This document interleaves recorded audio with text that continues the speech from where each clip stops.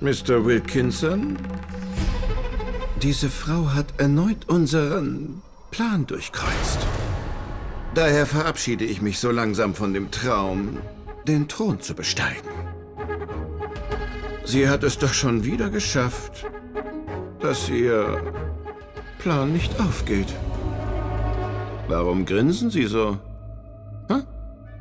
Sie haben ja Ihren Obolus, da sind Sie gewiss glücklich. Ihr seid definitiv gerissen, aber nicht schlau. Aber dafür könnt ihr nichts. Ihr seid nun mal ein Inder.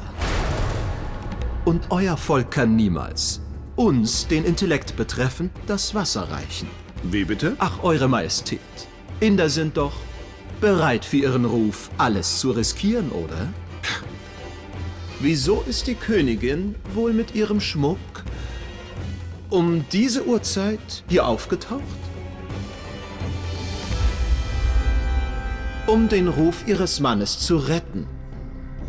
Wenn sie für solch eine Angelegenheit bereit ist, so etwas zu tun, was wäre der König bereit, für den Ruf seiner Frau zu tun?